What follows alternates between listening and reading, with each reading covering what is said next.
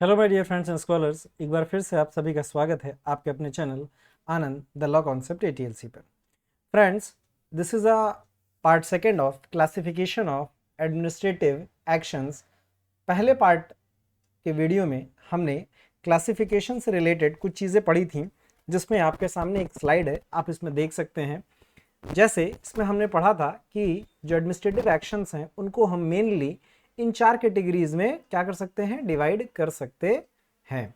जिसमें से हमने पहली category rule making actions. Generally administrative agencies का काम नहीं है लॉ बनाना। लॉ बनाने के लिए एक सेपरेट ऑर्गन है आपके पास, लेजिस्लेटिव।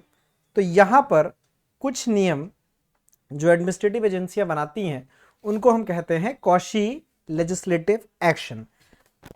ये बात आपको मैंने बताई थी, जो आपको समझ में भी आ गई थी। आइए अब आगे देखते हैं। सेकंड फंक्शन है इसका रूल डिसीजन एक्शन या फिर कॉशी जुडिशियल एक्शन।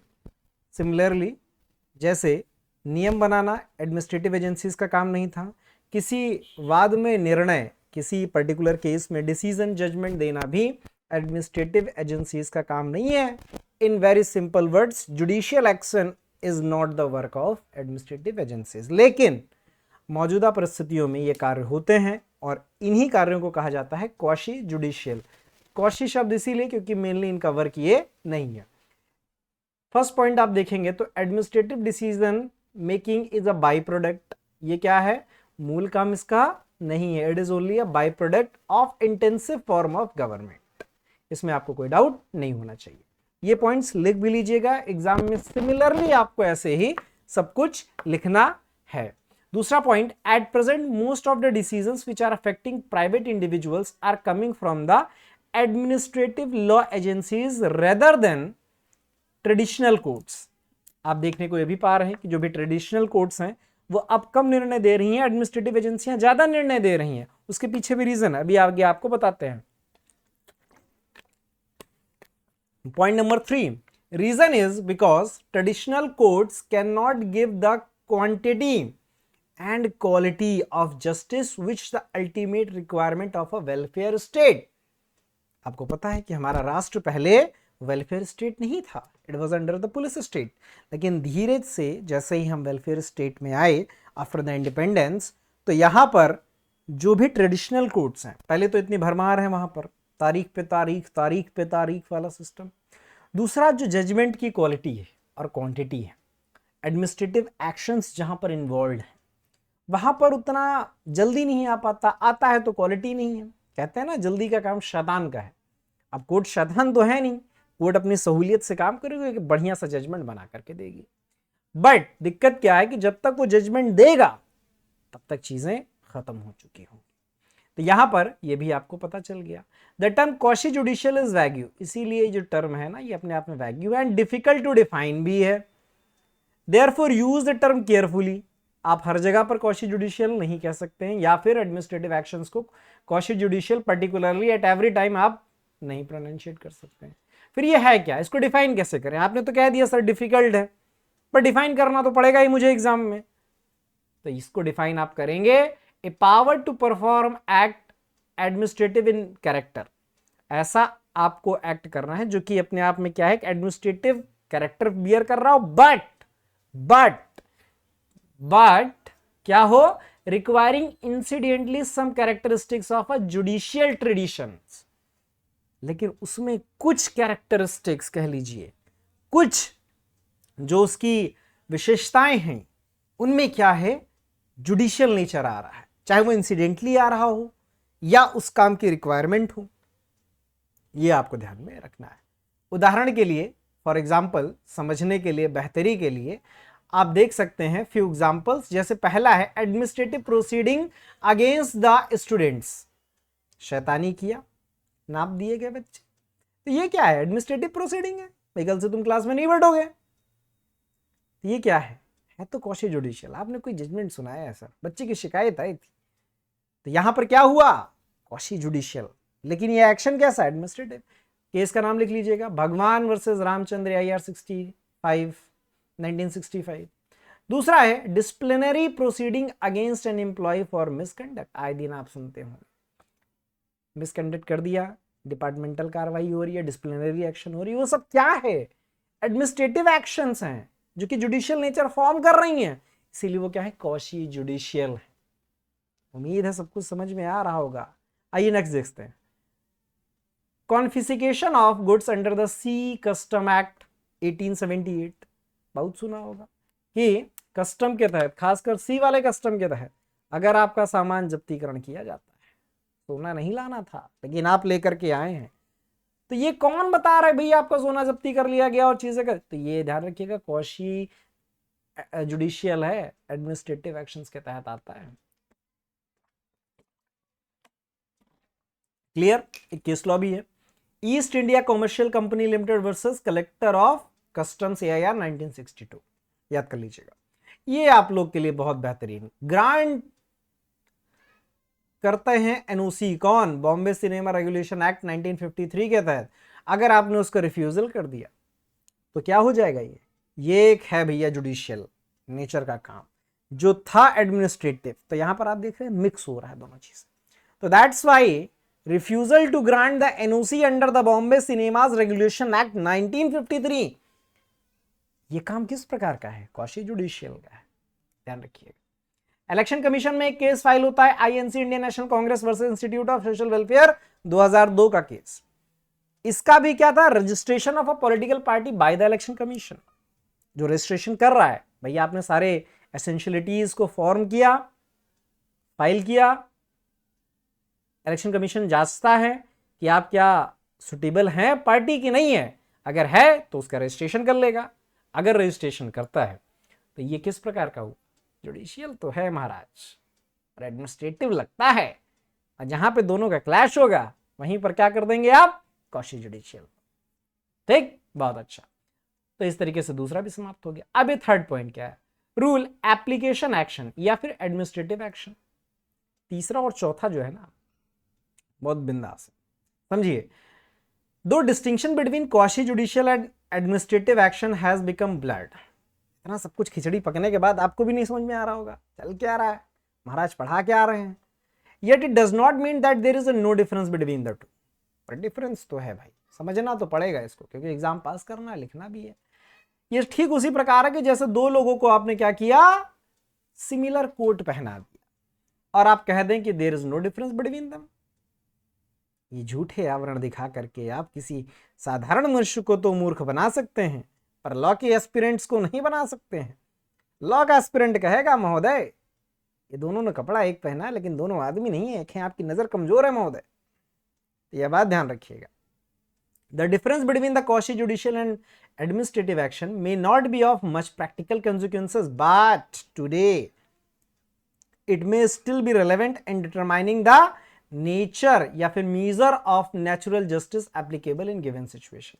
अभी आगे जानेंगे कैसे होगा। पहले एक केस देखिए, AK Kraipak versus union of India 1969 में कोर्ट ने इस व्यू को ध्यान में रखते हुए कि डिफरेंशिएट करेंगे कैसे, in order to determine whether the action of administrative authority is a quasi judicial or administrative, one who sees the nature of the power conferred। तो किस प्रकार की पावर आपको दी गई है, to whom the power is given, और किसको दी गई है, the framework within which the power is conferred and the consequences, किस फ्रेमवर्क के तहत आपको पावर दी गई है। पहले तो पावर किस प्रकार की दी गई है, किसको दी गई है, किस फ्रेमवर्क में दी गई है, और उसका परिणाम क्या होगा। इन सारे फैक्टर्स को आपको एनालिसिस करते हुए तब आप उसके नेचर पर कमेंट कर पाएंगे कि सर ये क्वासी जुडिशियल है या एडमिनिस्ट्रेटिव है। ठीक है, देयरफॉर इन सब बातों से, इस पर्टिकुलर केस से हम क्या डिड्यूस कर सकते हैं कि एडमिनिस्ट्रेटिव एक्शन क्या है, कि रेजिडुअरी एक्शन है।